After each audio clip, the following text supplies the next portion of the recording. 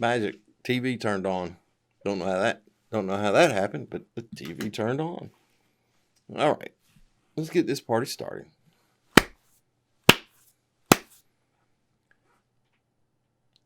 Hello, boys and girls, and welcome back to the channel for this week's safety recap.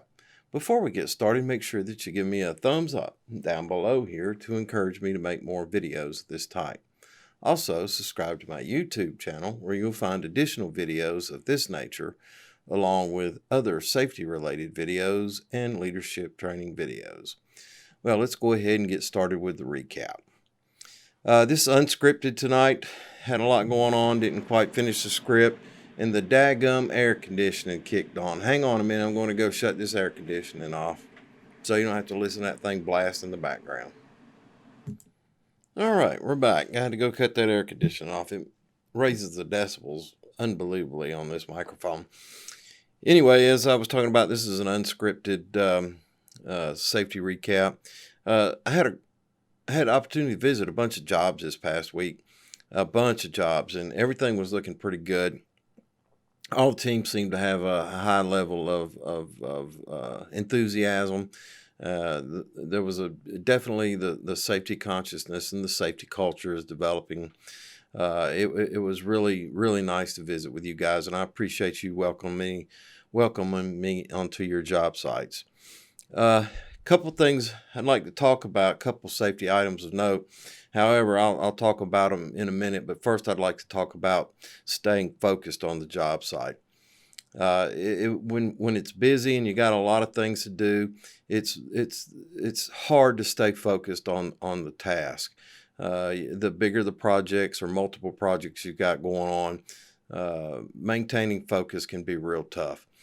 Some of the things that I do is I keep a journal and I keep it in front of me all the time. I'm looking at it right now as I talk to you, to keep you on track, keep your mind from wandering. And then again, the PTP, once again, is an important tool for helping you and your team stay focused on the task at hand. You review the task before you start the work. You talk about the hazards and how to mitigate those hazards. And it starts focusing your team on what they need to get accomplished in a given period of time. Staying focused also on safety. Our warning lines properly established.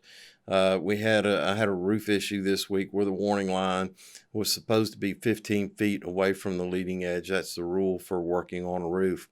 However, the roofers were up there earlier and there are some different configurations, and our guys just went to work without paying attention to what where the warning lines were, and it was probably 2 or 3 feet from the leading edge, which had been wrong in any scenario, I believe. So make sure if you're working on a roof that your warning lines are 15 feet or more away from the leading edge. And another thing involving working from the roof was ladders. It was a 2-level roof, and one level was high. Of course, one level was higher than the other, but they were using a step ladder leaned against the wall to access it. That's not the proper way to do it either. The OSHA standard prohibits you from using an A-frame leaned against the wall. It has to be fully open and extended. However, this A-frame wasn't high enough to even reach that higher level. And so guys were stepping down or leaning down or crawling down onto the top rung of that A-frame ladder. I don't know if it's our guys or not. I just saw it on a job site. In that situation, should have been using an extension ladder so that it could extend 3 feet above the level to be accessed, and it had to be secured at the top. Make sure you're paying attention to your ladders and ladder uses. Remember, falls are the #1 cause of accidents and injuries and fatalities in the construction industry. And a couple of the leading causes of falls would be poor housekeeping and ladders. Remember, more electricians are injured from falls than from being electrocuted. Now, how does that happen? An electrician working on the ladder, working on low voltage line, he gets a tingle and it knocks him off the ladder. It makes him lose his balance and he falls from the ladder and he receives an injury from a fall. The next thing is equipment inspection, big equipment, forklifts, scissor lifts, low lifts, excavators. Make sure you follow the manufacturer's recommended procedures for inspecting that equipment prior to use. Make sure your people are properly trained on those inspection criteria. And furthermore, make sure your people are qualified to operate that equipment. And then there's just tool inspection, hand tools, I guess PPE, personal protective equipment, personal fall protection equipment, all those things. Anytime a tool or a piece of equipment passes through your hands, you should do a cursory inspection of it to make sure that it's safe to use. Power cords, make sure all the safety devices are in place, make sure the triggers are working properly, make sure that if it's not double insulated, it does have a ground pin that's intact. Check the cords for frays or open conductors. Check sharpness of tools. Just do a cursory run it through the hands as you pick it up to go to use it.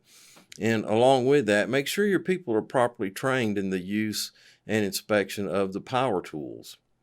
Let's see. The final thing I'd like to talk about is understanding the scope of work.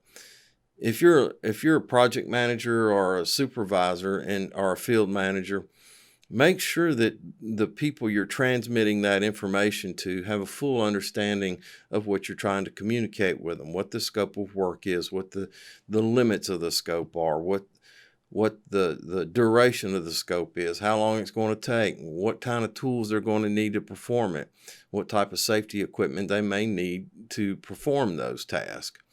All this is a part of some of the things I saw this week, but staying focused when we're busy is real tough, and the only way to do that is to use a notepad, a journal, having the PTP meeting, taking breaks, staying hydrated, making sure you're getting plenty of rest at night. All these things help you when you're out there in the field and you've got a large complex project or multiple projects at hand. And another thing that can really affect your ability to stay focused is electronic devices. I'm real bad about it too. Watching YouTube videos where they flash 1 or 2 minute informationals at you, and you may be trying to learn something, which may be good, but if you're watching other things or entertaining yourself, when you watch those short snippets, it does cause your brain to work at a faster pace, and it gives you the endorphins that makes you feel good. That's why you get addicted to the videos.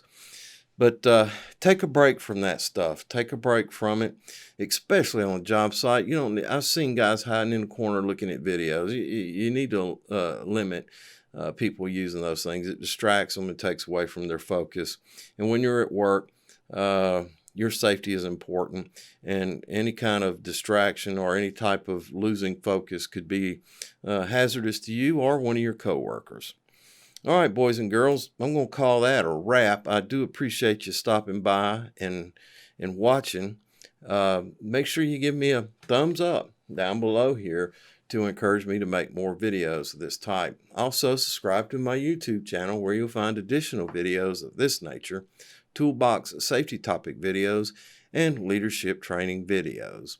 And if you found this information useful or entertaining or anything, make sure you share it with your fellow employees, your associates, your coworkers, your friends, so on and so forth.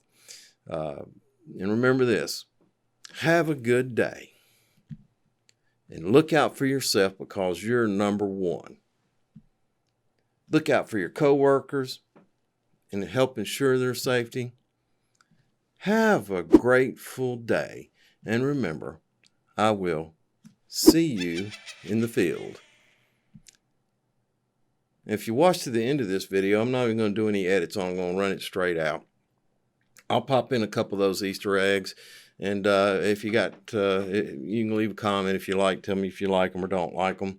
And if you have any safety concerns or questions, feel free to drop me a note in the comments below, and I'll respond to them as quickly as possible.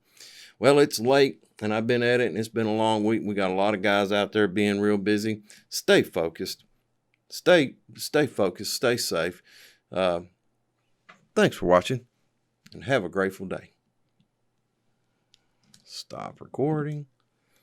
All right.